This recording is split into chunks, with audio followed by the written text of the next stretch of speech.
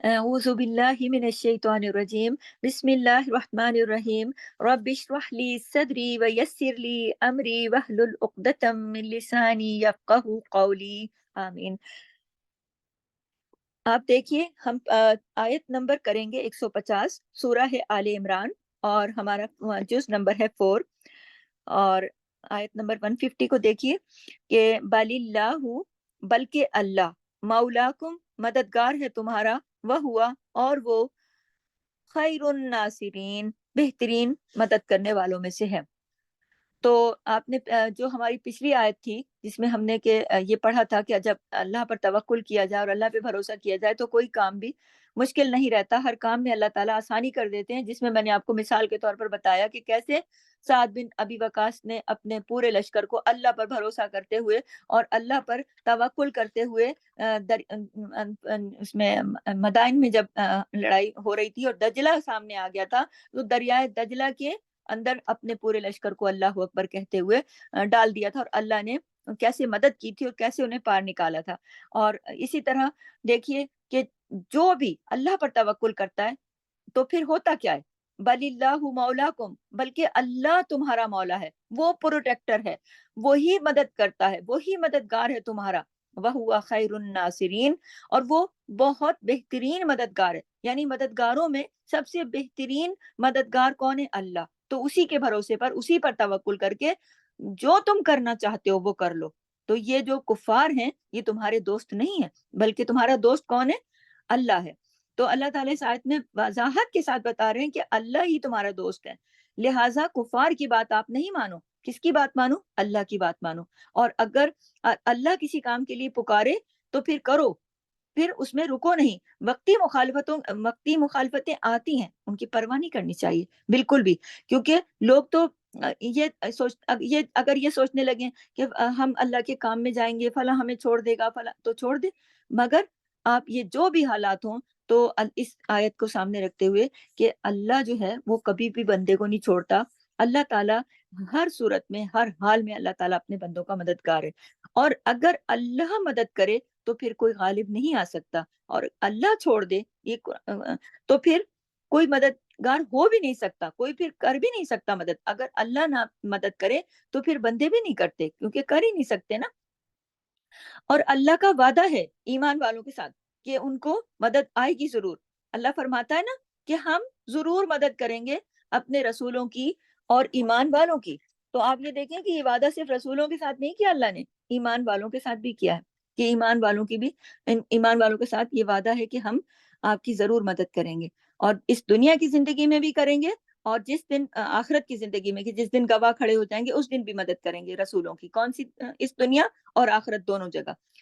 لیکن آپ دیکھیے کہ بعض اوقات ہم یہ دیکھتے ہیں کہ مسلمان، بعض اوقات کیا، تو اکثر اوقات دیکھیں نا، مسلمانوں کی وہ جو شان و شوکت تھی، وہ جو عزت تھی، وہ جو چیز تھی، اس میں تو کمی آ گئی ہے نا، بلکہ ذلیل و رسوا ہوتے پھر رہے ہیں۔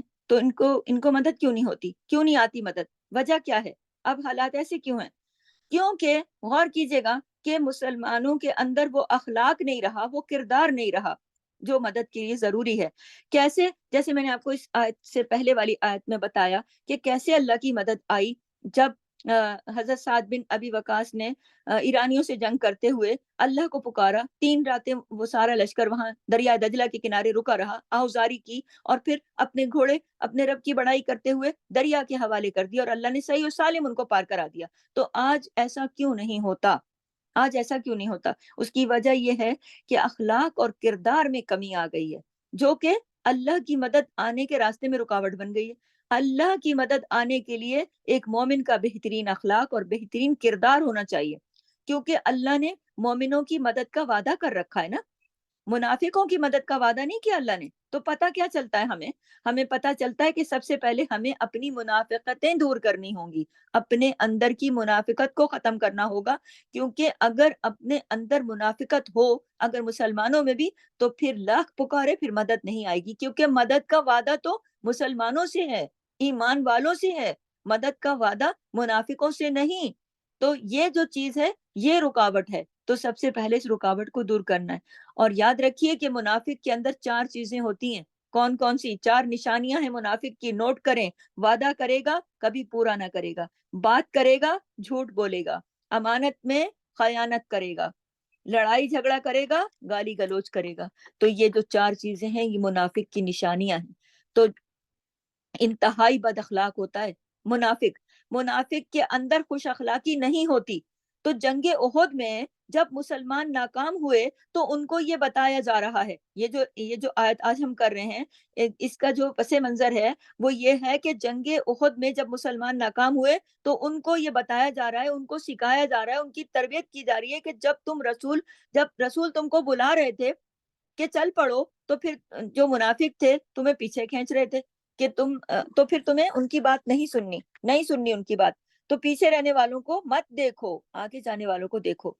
کیونکہ آگے ہمارے جو آیت نمبر 151 ہے نا، ہم آیت نمبر 151 میں جیسے اللہ تعالیٰ نے فرمایا سنلقی، ان قریب ہم ڈال دیں گے، فی قلوب الذین، دلوں میں، الذین ان کے جنہوں نے کفرو کفر کیا، الرعب روب کو، بما بوجہ اس کے جو اشرکو انہوں نے شریک ٹھہرایا، باللہ ساتھ اللہ کے، ما اس کو جو لم نہیں، ینزل اس نے نازل کی، بھی جس کی سلطانن کوئی دلیل، ومأواہم اور ٹھکانہ ان کا النار آگ ہے، وبئس اور کتنا برا ہے، مثوى الظالمین ٹھکانہ ظالموں کا. تو آپ دیکھیے کہ اللہ تعالیٰ فرما رہے ہیں کہ ان قریب، سنلقی یعنی ان قریب ہم ڈال دیں گے، فی قلوب الذین ہم ان کے دلوں میں جنہوں نے کفر کیا، سنلقی ہم ان قریب ڈال دیں گے، فی قلوب الذین دلوں میں ان کے، کن کے، جنہوں نے کفر الرعب، جنہوں نے کفر کیا. کیا ڈال دیں گے؟ یہاں پر لفظ آیا نا کفر الرعب، یعنی کیا ڈال دیں گے؟ روب ڈال دیں گے. جنہوں نے کفر کیا ان کے دلوں میں ہم روب ڈال دیں گے. روب کیا ہوتا ہے؟ ڈر ہوتا ہے، ڈر، خوف ہوتا ہے، ڈر ہوتا ہے. اور دل میں روب ڈالنے کا مطلب کیا ہے؟ دل میں روب ڈالنے کا مطلب یہ ہے کہ آپ دیکھیے کہ دل جو ہے نا انسانی جسم میں حکمران ہے، حاکم ہے.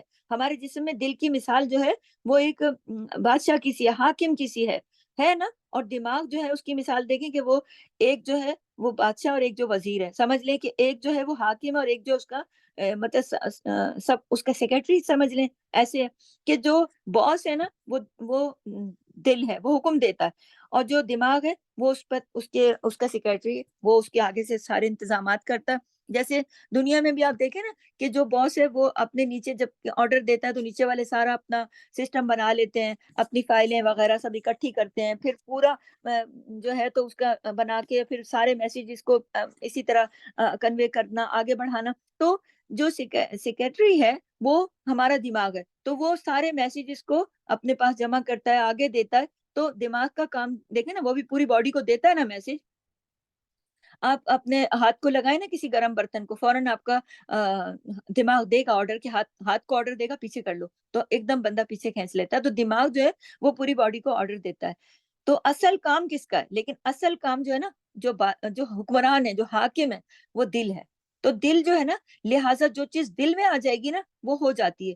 تو وہ انسان جو ہے کر کے دم لیتا ہے، جس کے اوپر انسان کا دل چاہتا ہے نا بہت.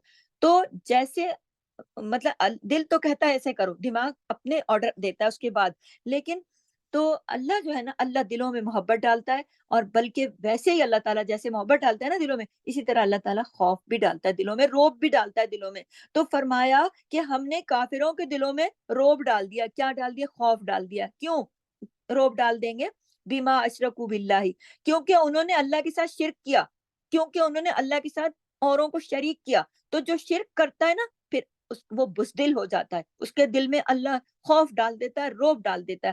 کیونکہ وہ جو اس پر بھروسہ کر رہا ہے نا، جس کے پاس اپنی ناک سے مکھی اڑانے کی بھی طاقت نہیں ہوتی. اگر کوئی اس پر بھروسہ کرتا ہے، یعنی اللہ کے علاوہ کسی پر، اللہ کے علاوہ، تو پھر کوئی اپنی ناک سے مکھی بھی نہیں نہ اڑا سکتا اپنی مرضی سے، کیونکہ سارے کام تو اللہ کے حکم کے تابع ہیں.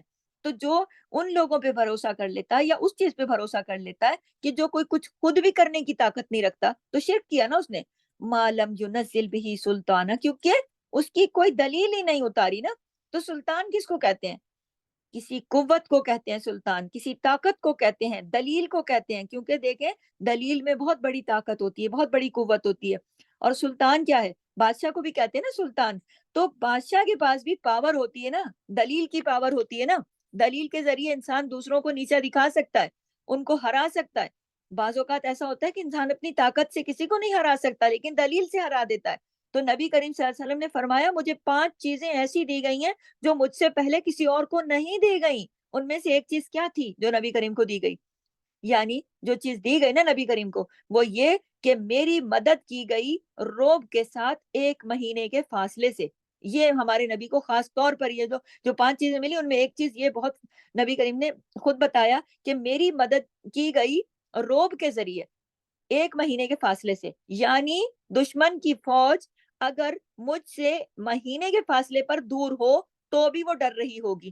1 مہینہ کا فاصلہ اگر بیچ میں آ جائے اور نبی کی نبی کی فوج آ رہی ہے، لشکر آ رہا ہے، نبی کریم آ رہے ہیں صحابہ کو لے کے، اور 1 مہینے کے جتنا فاصلہ ہے تو بھی دشمن جو ہے نا وہ ڈر رکھتا ہے۔ یہ ڈر کس نے ڈالا؟ اللہ نے، کیونکہ اللہ نے ان کے دلوں میں خوف ڈالا ہے۔ تو ایمان کی جو دشمنوں کے دلوں میں، تو ایمان کی ایک قوت ہوتی ہے، اس کا اپنا ایک روب ہوتا ہے ایمان کا۔ غور کیجئے گا، نوٹ کیجئے گا کہ ایمان ایک قوت ہے، ایک طاقت ہے، اس کا اپنا ایک روب ہے۔ آپ نے دیکھا ہوگا نا کہ مختلف لوگوں کا روب ہوتا ہے، مختلف لوگوں کا روب ہوتا ہے بڑا اچھا سا، یعنی جس کے اندر جتنا زیادہ ایمان ہوتا ہے نا اس کے اندر اتنا ہی روب ہوتا ہے۔ آپ نے دیکھا ہوگا نا کچھ لوگوں سے ڈر لگتا ہے، بات نہیں کر سکتے، کیا وجہ ہوتی ہے؟ کیا وجہ یہی ہوتی ہے نا، یہ کہ ان کی عزت ہوتی ہے دل میں، ان کا ایک روب ہوتا ہے، حالانکہ وہ کوئی ہمیں مارتے تو نہیں ہے، لیکن ایک عزت ہوتی ہے، ایک روب ہوتا ہے۔ یعنی یہ ان کو اللہ نے جو ایمان کی طاقت دی ہوتی ہے نا، اس ایمان کی طاقت کے پیش نظر اللہ نے ان کے اندر ایک روب رکھا ہوتا ہے جو محسوس ہوتا ہے دوسروں کو، تو ایسے لگتا ہے جیسے ان سے ڈر لگتا ہے۔ ہر خاندان میں آپ دیکھیے، ہر خاندان میں ایسے بزرگ ہوتے ہیں نا کہ جن کا روب ہوتا ہے، اب اور پھر کوئی بھی ان کی بات نہیں ٹالتا، سب ان کی بات مانتے ہیں اور ان سے ڈرتے ہیں، ڈر کے مارے قبول کرتے ہیں۔ حالانکہ آپ دیکھیں نا، کیا انہوں نے کسی کو مارنا پیٹنا تو نہیں ہوتا، لیکن ایک روب سا ہوتا ہے، اور یہ روب کون ڈالتا ہے؟ کہاں سے آتا ہے یہ روب؟ اللہ ڈالتا ہے، اللہ۔ کچھ لوگوں کے آ، کچھ لوگوں کو کچھ لوگوں کے مقابلے میں زیادہ ہوتا ہے، کچھ لوگوں کا کم ہوتا ہے، کچھ کا زیادہ ہوتا ہے۔ یعنی جس کا ایمان زیادہ ہے تو اس کا روب زیادہ ہوگا، جس کا ایمان کم ہے آپ یہاں سے دیکھ لیں۔ تو یہ اس کے لیے، یہ اس کے اپنے فیصلے ہیں اللہ تعالیٰ کے، کہ جس کو وہ جو چیز جتنی دے، یہ اللہ کی مرضی ہے۔ لیکن روب ملنے کی جو سب سے بڑی وجہ ہے نا، وہ ایمان ہوتا ہے۔ ایمان کی قوت کے مطابق روب ہوتا ہے۔ اگر ایمان کی واقعی پختگی ہے، سچا پکا ایمان ہے، تو روب بھی ہوگا، اور اگر ایمان نہیں ہے تو پھر روب بھی نہیں ہوگا۔ تو آپ دیکھیں کہ مسلمانوں کا روب اب ہے کہ نہیں ہے؟ کیوں نہیں ہے؟ یہ یہ جو حال ہے، یہ کیوں ہوا ہے؟ اب سمجھ میں آیا آپ کو؟ ایمان کی کمزوری کی وجہ سے ہوا۔ دوسری قوموں کے اوپر مسلمانوں کا روب تھا، اب نہیں ہے۔ کیوں؟ کیونکہ اس وقت مسلمانوں کا جو ایمان تھا وہ اس وقت نہیں ہے۔ تو ایمان والوں کے اندر اللہ تعالیٰ روب ڈالتا ہے۔ ایمان والوں کے کی طرف سے جو دوسروں کے اوپر جو خوف طاری ہوتا ہے، جب ایمان والے کے دل میں ایمان ہوتا ہے تو اگلے بھی اس سے ڈرتے ہیں، اگلے اس سے خوف کھاتے ہیں، اگلے جو ہیں ان کے اوپر روب ہوتا ہے اس کا۔ لیکن جب ایمان والے کے دل میں وہ ایمان کی شمع اس طریقے سے جلی نہیں رہی، وہ ایمان ہی نہیں ہے، وہ خالص ایمان ہی نہیں ہے، تو پھر وہ روب کہاں سے آئے گا؟ وہ اگلوں کے اوپر جو روب پڑنا ہے وہ کہاں سے آئے گا؟ وہ تو پھر اللہ ایمان والوں کو ہی عطا کرتا ہے نا۔ سورہ انفال کی آیت نمبر 12 میں آتا ہے کہ جنگ بدر کے موقع پر کیا ہوا تھا، کہ اس کے بارے میں اللہ تعالیٰ فرماتے ہیں کہ جب تیرا رب فرشتوں کو وحی کر رہا تھا تو کہ میں تمہارے ساتھ ہوں اور ایمان والوں کو جمع کر رکھو، میں کفار کے دل میں روب ڈال دوں گا اور ان کا ٹھکانہ آگ ہے، اور بدترین ٹھکانہ ہے ظالموں کا۔ آگ جو ہے وہ ظالموں کا بدترین ٹھکانہ ہے، اور شرک جو ہے وہ سب سے بڑا ظلم ہے۔ آپ دیکھیے یہ جو اللہ تعالیٰ نے سورہ انفال کی آیت نمبر 12 میں فرمایا نا، اس کے اندر بھی تقریباً یہی بات ہمیں سمجھ میں آ رہی ہے کہ اللہ تعالیٰ فرشتوں کے ساتھ نبی کریم صلی اللہ علیہ وسلم کی مدد کر رہے ہیں، وہی آ رہی ہے کہ میں تمہارے ساتھ ہوں، فکر نہ کرنا۔ اب ایمان والوں کو جما کے رکھنا، جو آپ کے ساتھی ہیں ان سے کہنا ایمان پر جمے رہو، یعنی جمے رہو گے تو اللہ کی مدد آئے گی، تو کفار کے دل میں تمہارا خوف میں ڈال دوں گا، یعنی تمہارے اندر میں ایسا تمہاری طرف سے روب ڈالوں گا ان کے اوپر، تم ایمان پر جمے رہنا، میں تمہاری مدد کروں گا، روب ڈالوں گا۔ اور ظالموں کا جو ٹھکانہ ہے نا، وہ بدترین ٹھکانہ ہے، اور بدترین ٹھکانہ کون سا ہے؟ آگ۔ آگ جو ہے وہ سب سے بہترین ٹھکانہ ہے۔ اور جو ظلم ہے، وہ سب سے بڑا ظلم کیا ہے؟ وہ شرک ہے، یعنی اللہ کے ساتھ کسی کو شریک نہ کرنا۔ اور اپنا ایمان کمزور نہ کرنا، اور اللہ کے راستے میں جمے رہنا، تو اللہ کی مدد ضرور آئے گی، اور ایسی آئے گی کہ پھر اللہ تعالیٰ کے بندے جو ہیں وہ ان کا کتنا روب ہوگا آگے دشمنوں کے اوپر، کہ وہ اپنی جو بھی جس جگہ کھڑے ہوں گے تو ان کا روب آگے خوف جو ہوگا وہ ان کا دشمنوں کے اوپر ہو جائے گا۔ تو آپ نے اس آیت سے یہ اندازہ لگایا نا کہ ایمان جو ہے، اگر ایمان پکا ہے، پختہ ہے، تو اگر اللہ تعالیٰ کے بندے اللہ پر یقین رکھتے ہیں، ایمان رکھتے ہیں، اور اپنے خالص ایمان کے ساتھ اللہ تعالیٰ کو پکارتے ہیں، تو اللہ تعالیٰ کی مدد ضرور آتی ہے، اور دشمنوں پر ان لوگوں کا روب بھی ہوتا ہے۔ آج مسلم قوم جو ہے اس کا روب ختم ہو گیا دوسری قوموں کے اوپر، ایسا لگتا ہے مجھے۔ آپ بھی غور کیجئے کہ کیا مسلمانوں کا روب ہے دوسری قوموں کے اوپر یا نہیں، یا مسلمانوں کا روب اگر ہے تو کیوں نہیں ہے، اگر نہیں ہے تو وجہ کیا ہے؟ یہ کردار کی کمی ہے، یہ ایمان کی کمی ہے، یہ اخلاق کی کمی ہے۔ جب مومن اپنا اخلاق خراب کر دے، اپنا کردار چھوڑ دے، تو پھر وہ منافق ہو جاتا ہے۔ جیسے میں نے آپ کو منافق کی 4 نشانیاں بتائیں۔ جب وہ بولے تو جھوٹ بولے، امانت رکھو تو خیانت کرے، جب بات کرے تو گالی گلوچ کرے، جھگڑا کرے۔ یہ سب جو میں نے آپ کو بتائی ہیں اخلاق کی خرابیاں، تو اس کی مومن کی یہ جو کیا یہ مومن کے اندر ہو سکتی ہیں؟ اور مدد تو پھر مومن کو آئے گی نا۔ تو آج جو لوگ وعدہ کرتے ہیں وہ پورا کرتے ہیں کیا؟ جو نہیں کرتے، یہ منافق کی 4 نشانیاں ہیں۔ بات کرتے ہیں تو کیا ہمیشہ سچ ہی بولتے ہیں؟ کیونکہ منافق تو جھوٹ بولے گا نا۔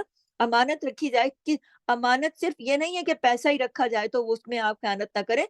ہر امانت کی بھی آگے بہت ساری قسمیں، کہ آپ امانت میں خیانت کرتے ہو کہ نہیں، اور مومن ہو یا تو اللہ کی مدد آ رہی ہے کہ نہیں۔ تو آپ اپنے آپ کو چیک کر سکتے ہیں کہ ہم وعدہ کر کے پورا کرتے ہیں، جھوٹ تو نہیں بولتے، امانت میں خیانت تو نہیں کرتے، اور لڑائی جھگڑا کر کے جو گالی گلوچ کرتا ہے وہ بھی منافق ہے، اور اخلاق سے جو خالی ہے وہ منافق ہے۔ تو پھر منافق کو تو اللہ کی مدد نہیں آتی، منافق کو تو اللہ تعالیٰ روب نہیں ڈالتا، منافق کو تو یہ نعمت نہیں ملتی۔ تو یہ نعمت تو مومنوں کو ملتی ہے، پھر اللہ کی مدد آتی ہے، اللہ کی ایسی مدد آتی ہے کہ کم لوگوں کا بھی اتنا زیادہ اگلوں پر روب پڑ جاتا ہے، اور کہ اگلے خوف کے مارے پھر تھر تھر کانپتے ہیں۔ تو ایسا ہوتا تھا نا کہ مسلمانوں سے لوگ تھر تھر کانپتے تھے ان کے روب کی وجہ سے۔ کیوں؟ کیونکہ ان کا اخلاق اور کردار جو تھا وہ اعلیٰ تھا، وہ عرفہ تھا، اب وہ نہیں ہے، جس کی وجہ سے یہ کمی ہو گئی۔ تو یہ عطا اور یہ دین جسے میں کہتی ہوں اللہ کی یہ جو عطا ہے اور یہ دین ہے، اس سے مسلمان آج کیوں خالی ہیں، کیوں وہ چلی گئی؟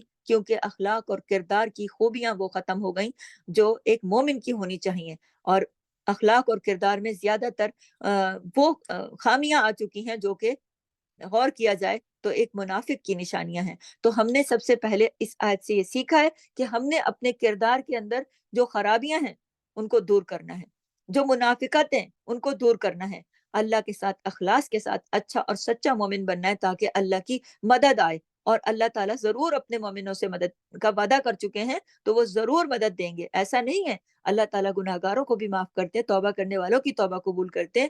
کوئی اصلاح کرے تو صحیح، کوئی اللہ کا دامن پکڑے تو صحیح، اللہ کی طرف ایک قدم بڑھے تو صحیح، تو اللہ تعالیٰ نے جو وعدہ کیا ہے وہ مومنوں سے وہ ضرور انشاءاللہ پورا کرتے ہیں۔ سبحانک اللہم و بحمدک، نشہد ان لا الہ الا انت، نستغفرک و نتوب الیک۔ السلام علیکم ورحمۃ اللہ وبرکاتہ۔ جزاک اللہ خیر۔